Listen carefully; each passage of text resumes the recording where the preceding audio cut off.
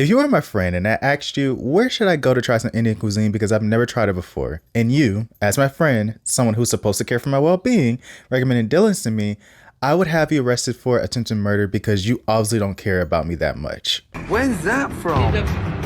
That's been sliced. That's gone out. What is that? Where's it? Hey, madam, where's that tomato gone? Look, it's rotten, you idiot. It's rotten. Has a customer just been served a slice of tomato? No. So where is it? Oh my God. Yeah, jail time and belt to ass for everybody included in this. As I've been covering Kitchen Nightmares, I've been skipping around, going to some of the most interesting and craziest episodes, but this one is up there as an episode that made my stomach churn the most. Dillon's calls Manhattan, New York its home, and it's supposed to be an Indian restaurant. I say it's supposed to be because one of the managers doesn't even know what the restaurant wants to brand itself as.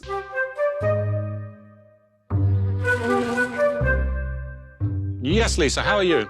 With Dillon's. This is an American-Irish restaurant with an Indianness connected to it. Super cool. They has no idea what kind of restaurant he's running, but I get it. I mean, nothing's wrong with a little mystery for the plot to spice life up a bit. By the way, Martin is the general manager of this restaurant, and Gordon Ramsay has a deep spiritual personal beef with this man that is hilarious to watch as the episode unfolds. Two other managers run the restaurant, but I'm guessing he's the one who decided that the restaurant should have a menu that's as confusing as Sebastian's, since it has Irish, American, and Indian cuisine. I had an objective. The idea was to capture the best of all worlds. Where are we choosing from? We have beef boona, Which menu? lamb chops, shepherd's pie, It's the waves of the future. hamburgers. Indian diners will be everywhere. I think people are a bit confused as to like what kind of restaurant this is. This place is having a worse identity crisis than I did when I was a teenager. My God. You'd think with two other managers, they'd pin down their brand, but I guess Andrew, the operations manager, and Khan, the floor manager, just let Martin do whatever he wants to. Speaking of Khan, some of the staff members said that they didn't even realize he was a manager because he doesn't do much and just kind of blended in. Also, Khan said that he doesn't like coming to work at Dillon's because everything is so messed up, which begs the question, why not just change things? Especially since he's close with the guy who actually owns the restaurant. I'm pretty sure changing around the kitchen and cleaning up the place would be very beneficial so there won't be roaches and flies having free reign around this place. Frequently, I will have to cook something because the cooks who make the Indian food don't know how to make American food. If we get customers in here, I will walk up to tables, serve them their food, and they'll be swatting flies away. It is disgusting. The kitchen's not clean. The problem has been eradicated now. I think it has. Where's the fly? If you think that's disgusting, don't worry, it gets worse. When Gordon gets there, he sits down and begins to order his food, and he could tell that something is wrong right off the bat since this place is a ghost town. This is Andrew, operation manager. General manager, operation manager. Yes. One rocky table. Trust you to pick the worst table in the house. Let's sit at this table, shall we? Yeah? Okay, good. Flies everywhere. Martin? Yes. With such a huge menu, am I right in thinking there's two kitchens? There's two different chefs in one kitchen. They work alongside each other. British, Italian, buffalo. Yes. The only thing that's not on here is Chinese. Are you normally this busy for lunch? Oh, actually, it's a little busy today. We don't have people coming in because they see an empty restaurant. Sometimes I don't get a table at all. Also, I didn't mention it earlier, but the cloths on the wall look too similar to something that Dexter would make for his victims, and just based on that, I would hightail it out there like Scooby-Doo in the game because I would think y'all are trying to harvest my organs. Gordon gets his food and everything that could go wrong goes wrong. He ordered the vegetarian appetizer sampler, but they actually gave him one with meat. When they gave him his next dish, they tried to give him a dirty platter along with it. And the worst of it is that the food isn't even good. It's old, it's dry as hell, and it's almost burnt to a crisp. What the is that? Always worries me when they stick tomato roses on top of food and when the tomato's rotten.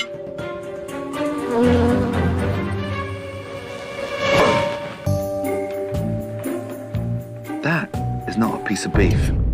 Does that look like a piece of beef to you, my darling? It's dry. It looks like pork. And if that's beef, then, hey, I was born in Bangladesh. One of the greatest chefs in the world wants something to eat, and I had to make it. Thank you. So this is from the American kitchen. Looks like a doormat. Another fly. Huh? Is this normal? Yes, it is. Who made this? I did. So you're the operations manager. You're Yes. the chef as well. Yes. We haven't got any other chefs in the back that can cook this food. They don't know how to cook any Western-style food. Will you do me a favor? Yes. Eat that. Not with pleasure. This next issue just gives Gordon more fuel to dislike Martin because while he's watching the place as the managers are running it, Martin is lying down in the booth. Two employees are sitting next to him, but one of them is doing this for some reason. Now, we have a floor manager, operations manager, and general manager.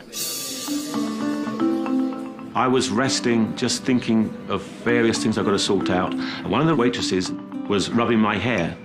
It was a natural thing. Let's play a little game. Raise your hand if you've ever seen that happen in your workplace or were involved in something like that with a higher up. Because if you were, you're a victim. There we go, CSI. I'm not really trying to read into it that much, but today I'm feeling like a bookworm. Martin describes it as being a natural thing. Okay, buddy. I mean, I've hugged some of my coworkers before, but all of it was very platonic. I've never had a coworker rub my hair though. Well, because you're just not going to touch my hair. Word to Solange. Also, that just looks very suggestive and it makes me think like, what do y'all have going on? But I guess y'all have time to do that since y'all don't have any customers coming in.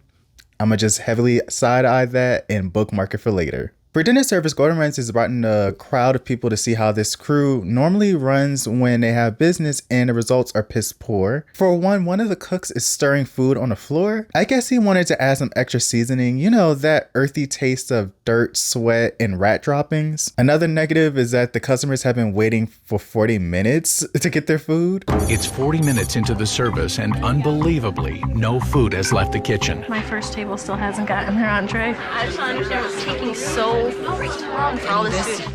One of the major reasons for the delay, kitchen chaos. This is the first table in this restaurant, and they're just they already done it. No.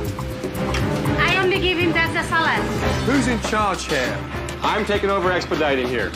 You're expediting? Yes. Mohammed, what are you doing in here? I'm trying to help them up. You've got 3 managers, 2 chefs, 8 girls out the front, and no one can delegate. Oh my God. Also, Gordon is still on Martin's neck because he's just a bad manager. Even Andrew admits that when he's in his confessional. Ultimately, Martin doesn't belong in a leadership position. Tell the manager on the floor to do something about it. This young man's here, he's standing here, and he hasn't got anything to cook. Is this how you run a place? No, I don't want a place like this, all right? Why did it take me to let you know that he's standing there playing with radishes? Because, you were busy. That's a horrible thing to say, but I was busy at the front there, yes. Oh. He was alluding to my relationship with the waitresses. Yeah, you get off on it. Girls stroking your hair, massaging your ego. You're such a fake. Not fake, I'm just... Why are you saying I'm a fake? You've got members of your team standing here getting paid, dude. Oh, I've never met a general manager so as you. Okay. If this was your money, would you let him stand here playing with No. That's what you're doing here, isn't it? You're riding Mohammed, you know. You're skinning that poor man. Yes, you're taking advantage of a weak, rich man. That's what's just clicked in my mind. He got personal. He was accusing me of riding Mohammed, this type of thing. And that got me because how the hell have you got the right to say something to me that you don't even know me? Oh, was he about to cry? Oh, what, you gonna cry? No. No, go ahead, cry. Let me see you. Let me see you cry. As you can see, there's so much chaos going on in this kitchen and it just seems like no one knows what to do and everyone's just lounging around while customers have been waiting for over an hour and a half to get their food. And then when they do get their food, it's raw, disgusting, and the only ones who like it are the flies. This is seriously the worst service I've ever had in the city. An hour and a half into dinner service and only a few dishes have made their way to customers who are not exactly thrilled with Dillon's dining experience. This is raw, so. Thank you very much. I don't like eating with flies swarming around me. And those who haven't received food are getting ready to leave. In 2 minutes, we're leaving. And we asked like. Seriously, 2 minutes, we're leaving. I'm hungry. What else I can do for you right now so that will make you happy? Tell me that. You tell me. Food. I'm sorry, ladies. Or I can discount your bill. You can go. This is ridiculous.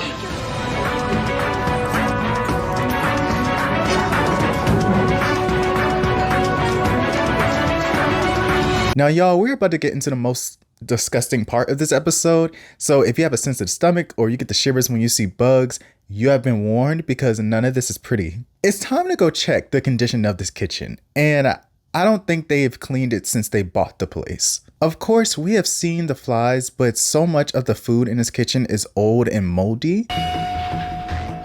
What is that? I don't know what is this. You don't know?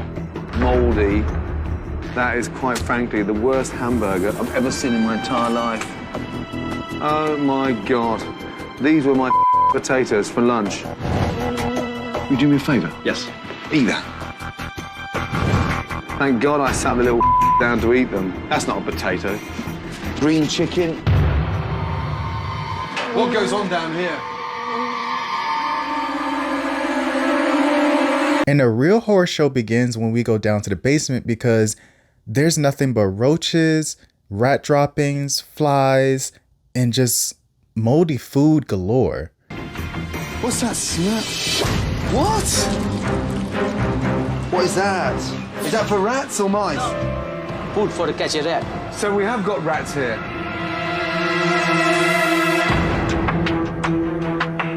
Rat is all over the place. It's rat droppings. Look at them all, everywhere. Rats. Rats. Oh my good God. Look at the cockroaches. Oh my God, look. I got one in my hair. It's cockroaches. Boxes full of them. Look. Look at them all. Oh my God, look. There they are there. In refrigeration. Oh. No. Oh my God. Oh no. Look at that! Oh my God. This is the kind of shit that is so inexcusable because they have to be aware of the state of this place. They can play stupid if they want to, but there's no way that they had no knowledge about how dirty this basement is. I bet that Dillon's basement has attributed to at least 65% of the fly and roach population in New York because it is a breeding ground for them. Mind you, they've been feeding people this food the entire time knowing that the basement is full of rancid and dreadful food. They could have quite literally killed people and I don't even think they'd care. It's a good thing that they f***ed up so much during dinner service because they saved those people from being sick or possibly having a hospital visit. Like I said earlier, pack it up. All these people need to be in jail. I hope you like prison food. Crazy thing is the prison food would be better than anything they're serving. Again, this is a battle between Gordon and Martin because he's the general manager and all this has been happening under his watch. Look, Mohammed, I mean, it's not even a pepper. It's rotten. I'm worried about the flies in the dining room. I know where they're breeding now. Look at it. I've eaten here. Come on. Martin.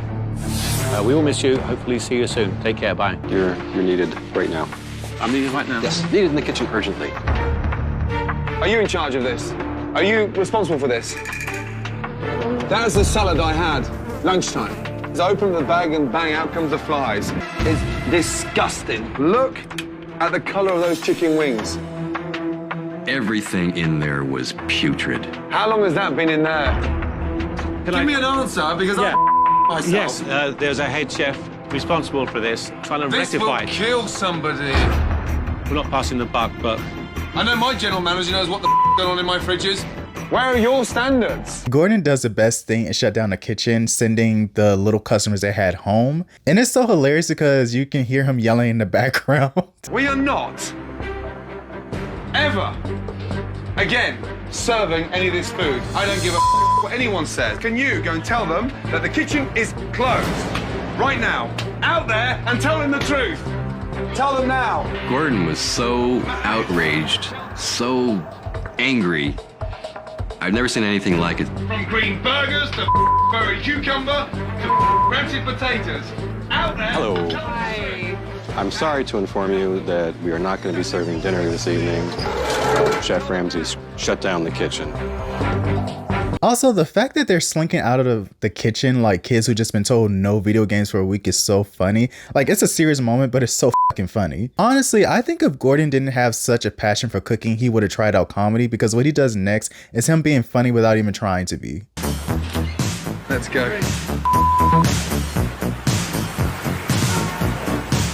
I want these guys to know I mean business. A clean means a proper clean.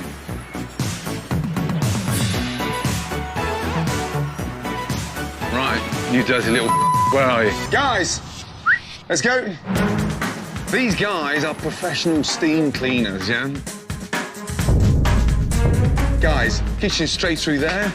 It wasn't just cleaners, it was cleaners plus. They're dressed like people from Star Wars, for God's sake. And you guys are doing it with them, yeah? Oh, God. So he hired professional steam cleaners to get this kitchen into good shape. And after that, he takes them to his restaurant, London, which isn't that far away from theirs, to basically shame them and let them know what a real kitchen is supposed to look like. Okay, I want to show you something. The difference between night and day. This is a kitchen. Have a look around. All kitchens should be like this. Gordon's kitchen is absolutely spectacular. No matter what size restaurant you are, you can keep a clean shop and you can keep it organized. Open the fridge door, Martin. We went to the London. That was the walk of shame. Twice a day, these fridges are cleaned.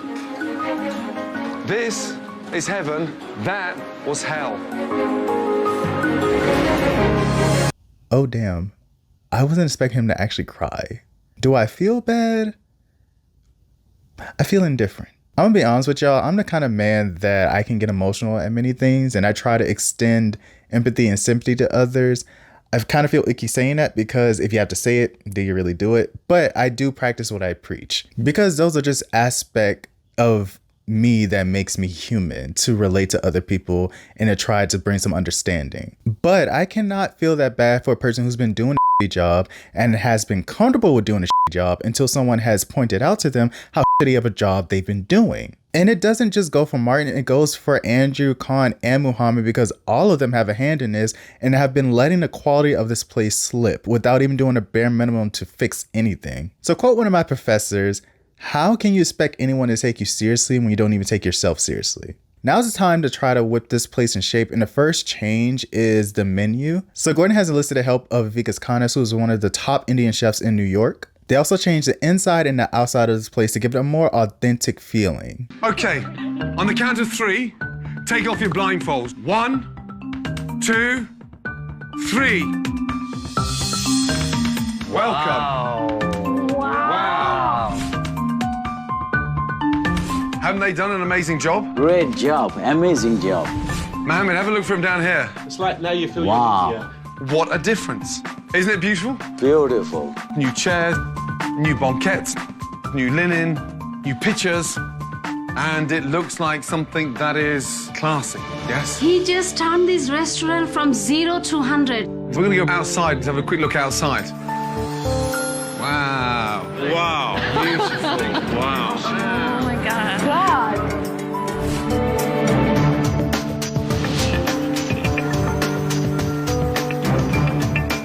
Stand back a little bit. There's no confusion. The color's beautiful. Yes. I'm not going to miss that sign, and I'm so glad to have it gone.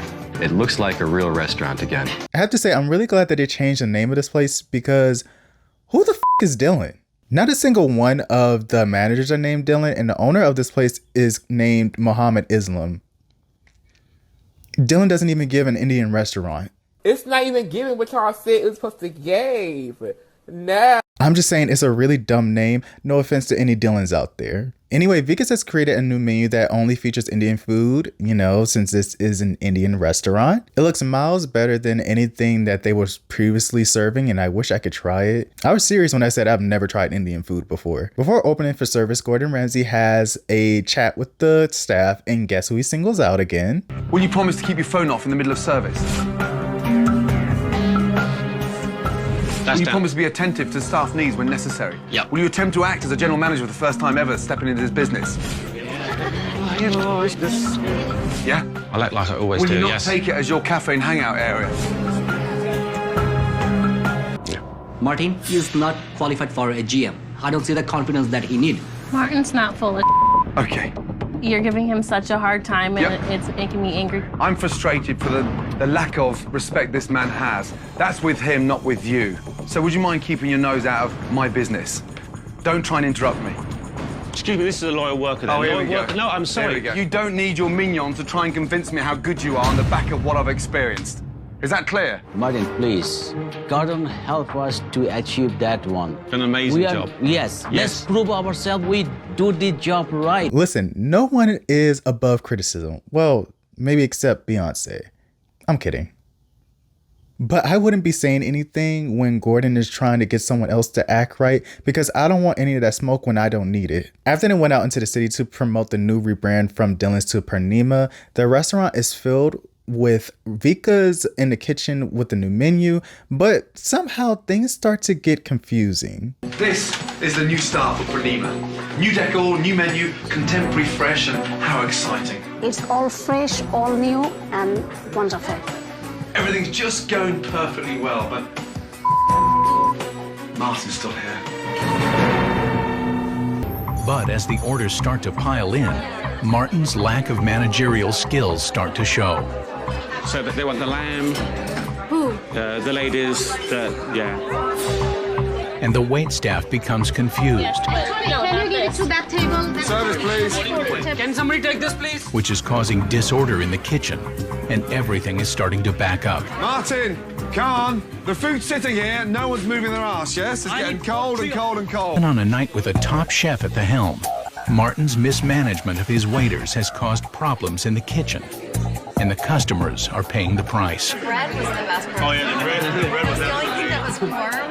It's unbelievable. It's cold. They forgot our order. And I'm surprised none of the food came out warm. It's a nightmare. Gordon says the problem is that they've never had this much business, so all this is feeling very intimidating to them, and that's why everything is going sour like their old tomatoes. You know, at a certain point, it could feel like the show is picking on someone when they're focusing on their many faults, but I feel like it's justified here. Martin doesn't really exude manager energy to me. It looked like he's just kind of there to be there. It's just something for him to do on a Tuesday. Even the other managers have said that they don't believe he has what it takes to be the general manager, and his incompetence being on display doesn't make his case any better. Gordon has pulled Khan to the side just to see if they could get Martin to take a back seat so that the restaurant could run more smoothly. Why is that rice going cold now? Why isn't it being served? No, it's actually burning, yes. It's actually burning. I want the customer to experience it hot, not your hand.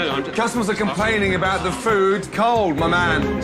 You put the meal out just now. I believe Gordon's trying to get me angry, iron, annoyed or whatever, and I wasn't taking any part with that.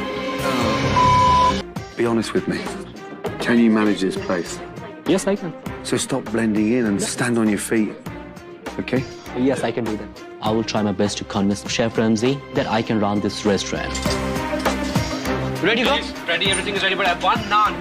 One naan. 1 minute. I have to Just put... do that. All right, just... So, No. I have to put... That's it. That's okay, relax. With Khan taking the reins, food is finally making it out to the customers. Good man. Thank you. Excellent. Pour the water, use the tray, take it to the down there. Each and every time, and table 44 need there or check. Perfect. All the best, brother. See what happens when you get a real manager to handle things start running excellently. Excellently? Is that a word? Things end on a high note that night, but the next day, Gordon sits down with Muhammad because he is telling him he needs to sacrifice one of his managers so that he can bring Vika's on full time. And guess who's his first choice? Out of the 3 managers, one has to go. Between you and I, Martin has an amazing way of manipulating you. and he's not worth his weight in terms of what he brings to the table. Hearing Gordon Ramsay say that to Mohammed, that makes me upset and angry. The frustration just boiled over. Tonight, Mohammed, I've never used you. I've respected you. I'm proud of what we've done. And of course, Martin gets antsy and walks over, and he pours his heart out to Mohammed, saying how he shouldn't be let go and how he's never used him. You've accused me of achieving this bad. Did you hear what I just said to him? Martin. So, let him go. Go on, get it out. No, get off your chest. But you, for the first time since I met you, show me that you're a man. Because I'm angry, okay? You want to see passion? Good. I'm giving you passion. This person I've respected, and you've had the audacity to accuse me of, like, taking his money... Riding off his back. Riding off his back is what you've said. It wasn't always like this. It spiraled out of control, and I asked you to come on board. I'm glad. Not guilty, Mohammed. Guilty. Not guilty. I'm not going to take this put down anymore. You have nothing to be guilty of. Listen, this is my last night. And you said it was your last night? I'm confused. Yes, this is my last night. Why this is my last tonight. Okay, please tell the owner, not me. This is my last night. I'm out of here. I quit. Whatever, I don't care. He literally was sitting there acting like he didn't care to be there. And for him to get up and put on the show, because that's what it was, and then quit just shows that he was never serious or passionate about this restaurant and its success. But luckily, that was the last time we heard from Martin, right? Before the episode aired, Martin said that he lived in fear is being recognized as the loser from the Ramsay Kitchen show. He also said, "My reputation is in tatters and nobody wants to employ me. I've only managed to watch it once, the episode, because it's like watching myself getting mugged." That's very dramatic to say. Ramsay allegedly called out Martin lazy on the camera.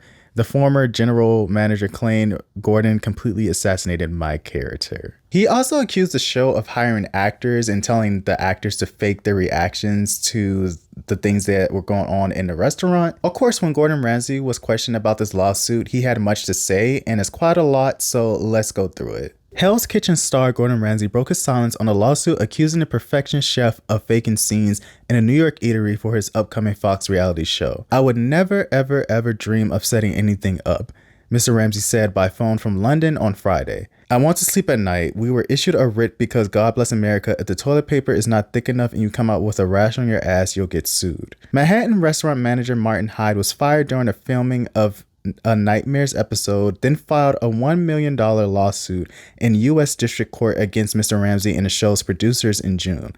Mr. Hyde accused Nightmares of planting spoiled meat, fixing a chair to fall apart, and hiring actors to pose as guests, lending the appearances of a successful makeover.